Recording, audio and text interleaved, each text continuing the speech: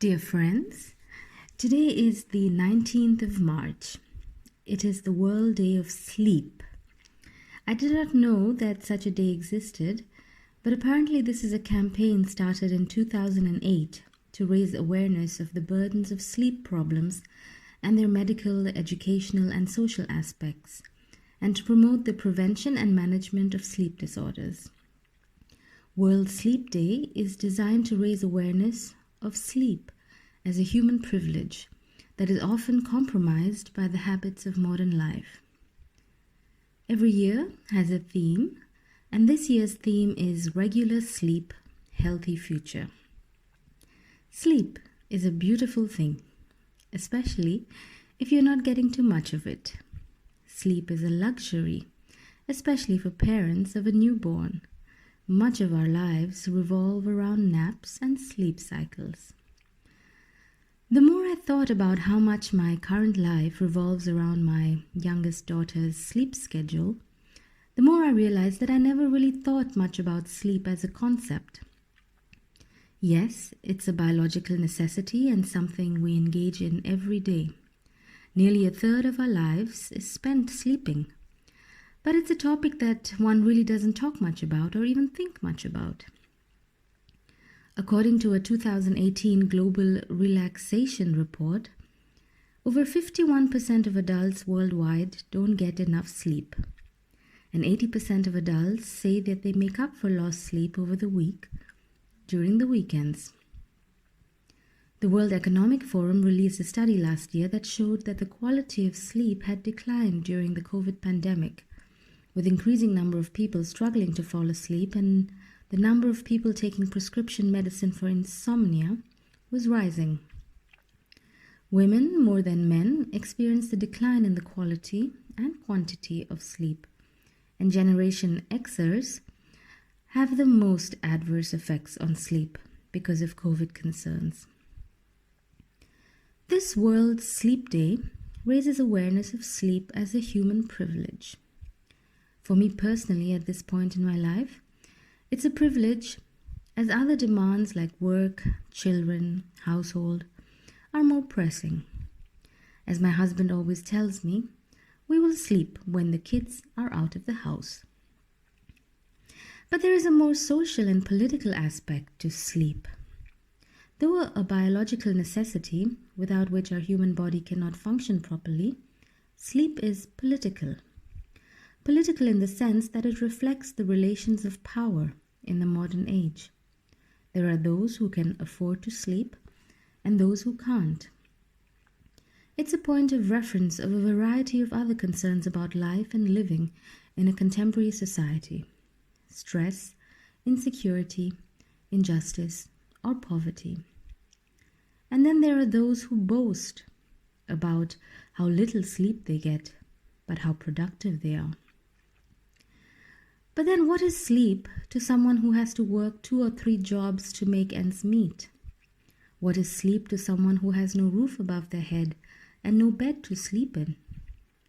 Though sleep is universal to all human beings, there is injustice and inequality in its availability and accessibility.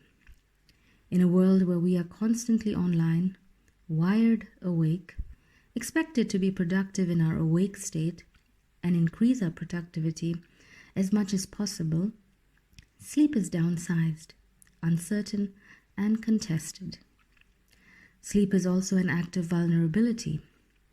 We go to sleep, we are unconscious, inactive, exposed, and trust that we will wake up again. It is a state where we are frail and limited. It is an exercise of faith. When we lie down, close our eyes, and give ourselves over to sleep, we make ourselves vulnerable. I'd like to read a few verses of 2 Psalms. They're very popular Psalms, Psalm 121 and Psalm 62. A few verses from Psalm 121 first. I lift up my eyes to the mountains. Where does my help come from? My help comes from the Lord, the maker of heaven and earth. He will not let your foot slip. He who watches over you will not slumber. Indeed, he who watches over Israel will neither slumber nor sleep. And from Psalm 62, truly my soul finds rest in God. My salvation comes from him. Truly he is my rock and my salvation. He is my fortress. I will never be shaken. Yes, my soul finds rest in God. My hope comes from him. There are two more stories that I'd like to reference today. They are both from the Gospels. The first one is the story of Jesus calming a storm, and the other one is of Jesus on the night that he was betrayed. The first story goes like this. Jesus said to his disciples, "Let us go over to the other side." Leaving the crowd behind, they took him along, just as he was in the boat. There were also other boats with him. A furious squall came up, and the waves broke over the boat, so that it was nearly swamped.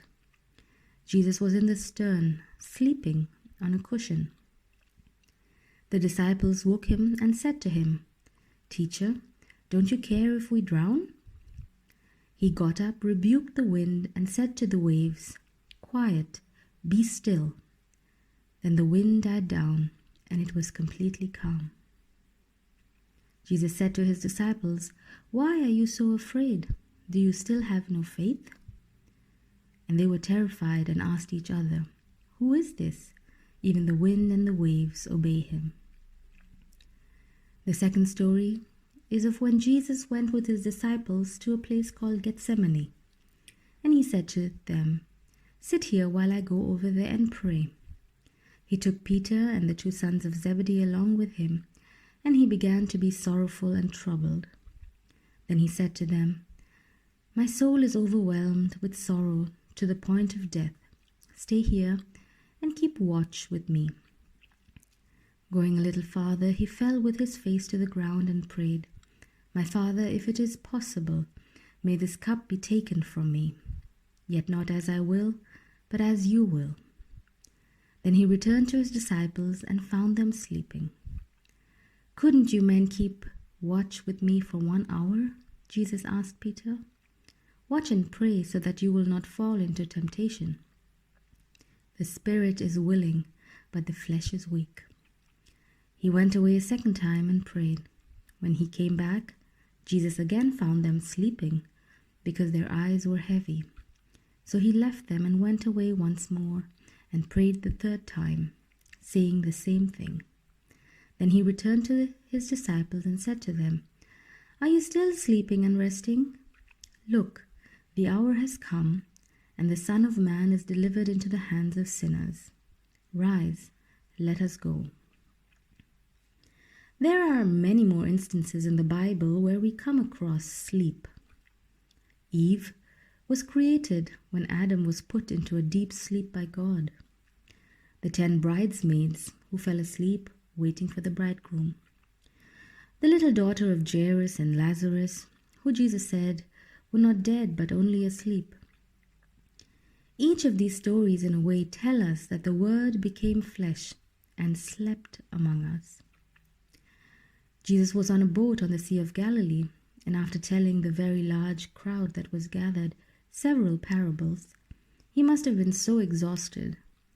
And when they went out to sea, he fell in such deep sleep that even a storm would not wake him up. After being woken up, he performs a miracle and calms the storm. It is a moment where we see Jesus' humanity and his divine identity. In the second story, Jesus spends the night praying in the Garden of Gethsemane. Juxtaposed to his all-nighter are the 3 disciples who cannot keep their eyes open.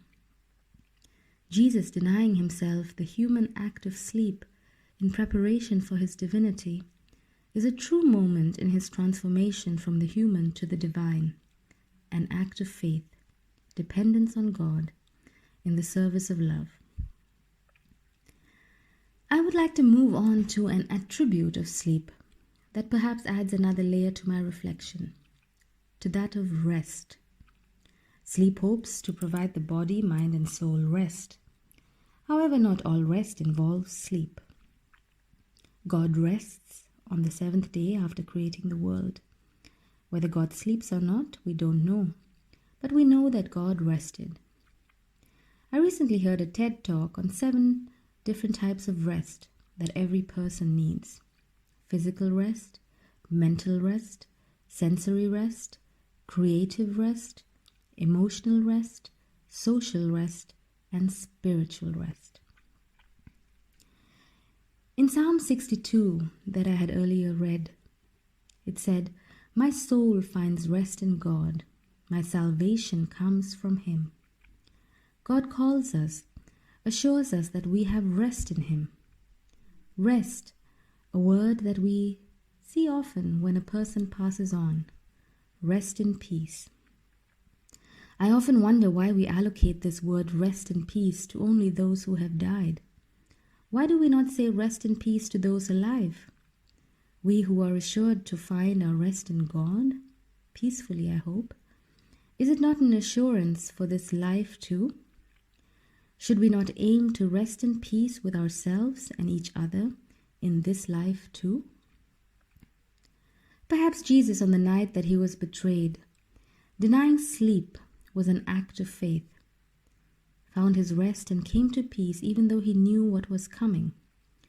His rest is His reconciliation of peace with the things He cannot change, for it is the will of God.